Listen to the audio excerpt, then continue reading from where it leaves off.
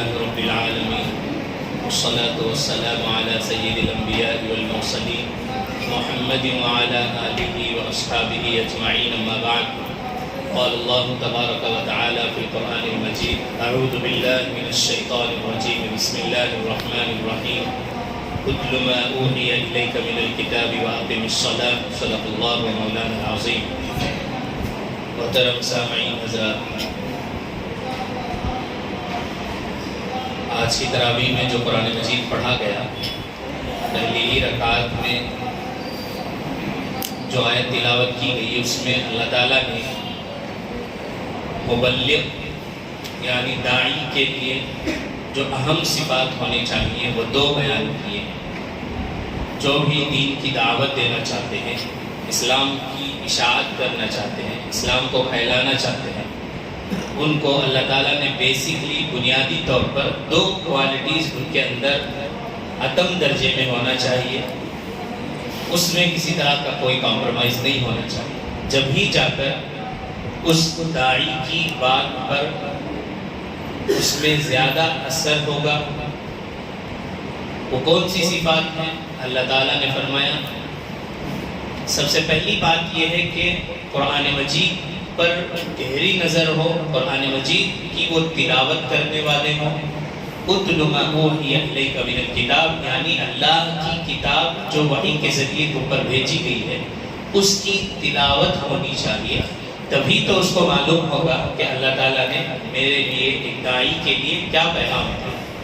میں جب اس دین کی دعوت کو لے کر عوام میں جاؤں گا، ان لوگوں تک جاؤں گا جنہیں اللہ کیا ہے نہیں معلوم ہے، اللہ کے احکامات کیا ہے نہیں معلوم ہے، تو وہ ساری باتیں کلام مجید میں بیان فرمائی گئی ہیں۔ تو پہلے ہمیں ایک داعی کے لیے کلام مجید سے اچھی طرح واقف ہونا ضروری ہے۔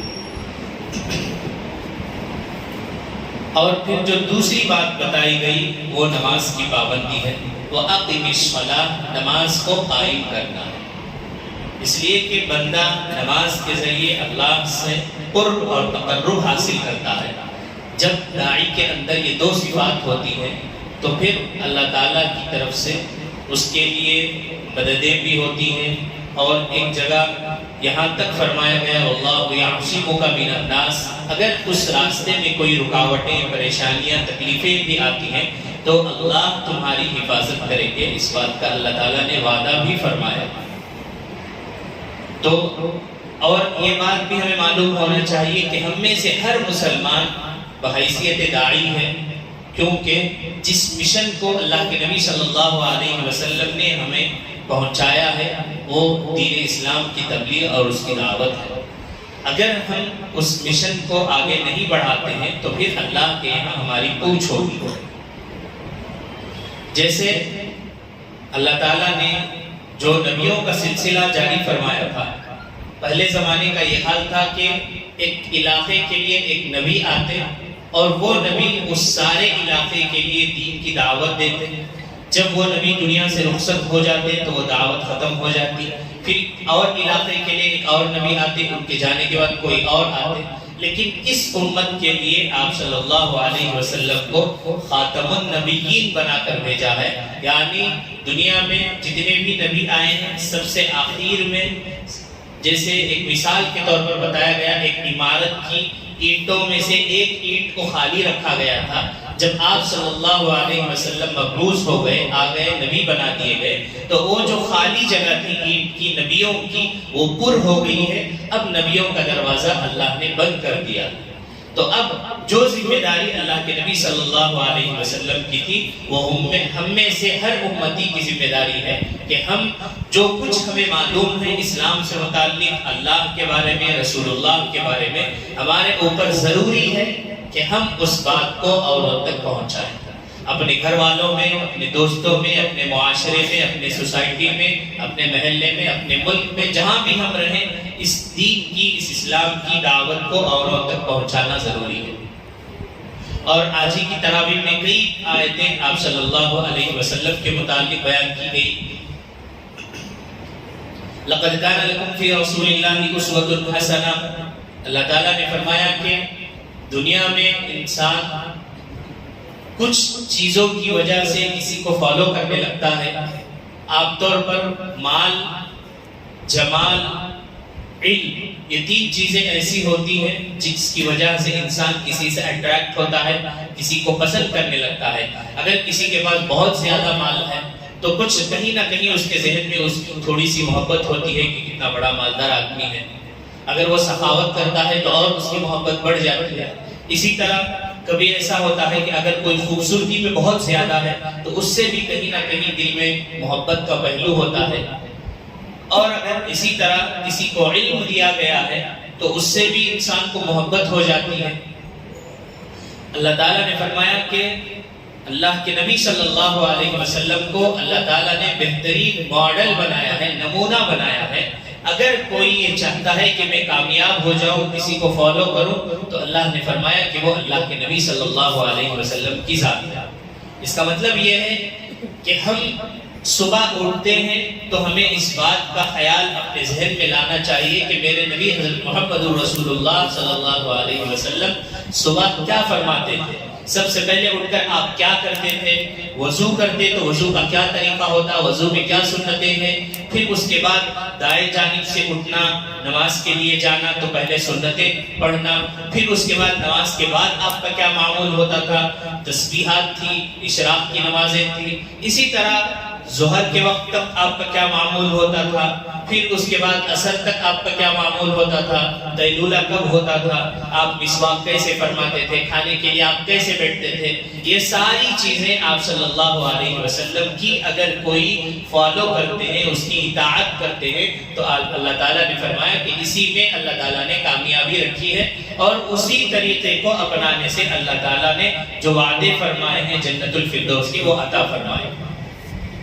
تو ایک انسان کو اپنی ظاہر سے لے کر اپنے باطن، اپنی اندرونی کیفیات، اپنی ظاہری کیفیات، ان تمام میں اللہ کے نبی صلی اللہ علیہ وسلم کی طرح اپنے آپ کو ماڈل بنانے کی ضرورت ہے۔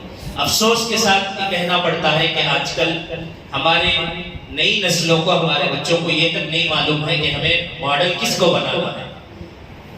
آپ کسی بھی چھوٹے سے چھوٹے اسکول میں یا ٹیوشن میں جا کر پوچھیں کہ آپ کا ہیرو کون ہے، آپ کا ماڈل کون ہے، تو وہ ضرور کسی ایکٹر کا نام بولیں گے۔ اگر آپ کسی بچیوں کے مجمع میں جا کر پوچھیں گے تو وہ ضرور کسی ایکٹریس کا نام بولیں گے، جبکہ اللہ تعالیٰ نے واضح طور پر قرآن مجید میں فرما دیا ہے کہ سب سے بہترین اگر کوئی رول ماڈل ہو سکتے ہیں تو اللہ کے نبی صلی اللہ علیہ وسلم کی ذات ہے۔ عورتوں میں صحابیات کی زندگیاں ہماری بچیوں کے لیے نمونہ ہے۔ ایک حیدرآباد کے پروفیسر صاحب کسی جگہ گئے تھے وہ لیکچر دینے کے لیے، تو انہوں نے بتایا کہ میرا 2 سیشن تھے میرے، ایک مارننگ میں لڑکوں میں کالج کے، دوسرا ایوننگ میں گرلز میں، یا مارننگ میں ادھر بوائز میں، ایسا ان کا 2 سیشن تھا۔ تو انہوں نے ایسے ہی ایک جنرل سوال پوچھا کہ آپ میں سے کون کس کو زیادہ لائک کرتے ہیں دنیا میں، سب سے زیادہ آپ کو کون پسند ہے؟ بچوں کی طرف سے کسی نے شاہ رخ کا، کسی نے سلمان کا نام لیا۔ ان کے ذہن میں وہاں تک ہی ان کی لیمٹ تھی کہ وہ اچھا ہے، میرا وہ فیوریٹ ہے، وغیرہ وغیرہ ان کی باتیں تھی۔ پھر جب بچیوں کے پاس ان کا لیکچر تھا تو ان سے بھی انہوں نے کچھ سوالات کیے، تو ان کی طرف سے بھی ہیروئن کے نام بتائے گئے، تو وہ افسوس کے ساتھ بتا رہے تھے کہ آج ہماری امت کس جگہ پر پہنچ گئی۔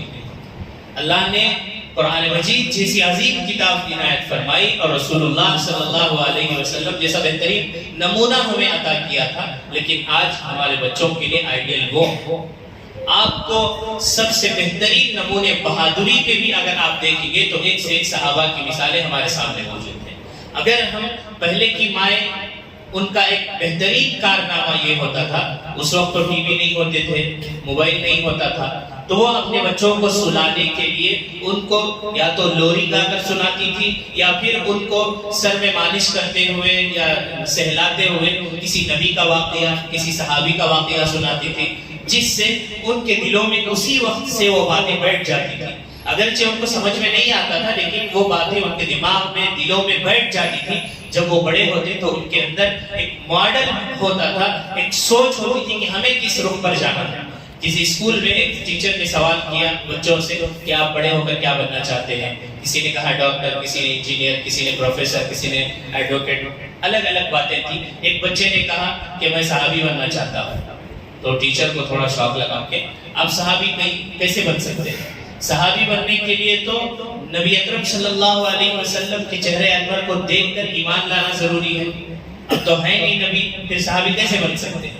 تو پھر انہوں نے معلوم کیا ان کے گھر والوں سے کہ بچے کا یہ جواب تھا، اس کا کیا ریزن ہے. تو بعد میں پتا چلا کہ ان کی والدہ اس بچے کی ماں جب بھی بچے کا موڈ اچھا ہوتا تھا تو اس کو صحابہ کی کہانیاں اور صحابہ کے واقعات سنایا کرتی تھی. کبھی حضرت خالد بن ولید، کبھی حضرت حمزہ رضی اللہ عنہ. ایسے جب واقعات کو بچہ سنتا تھا تو اس کے دل میں ایک خواہش پیدا ہوتی تھی کہ میں بھی عمر جیسا بنوں گا، میں بھی حضرت عثمان جیسا بنوں گا.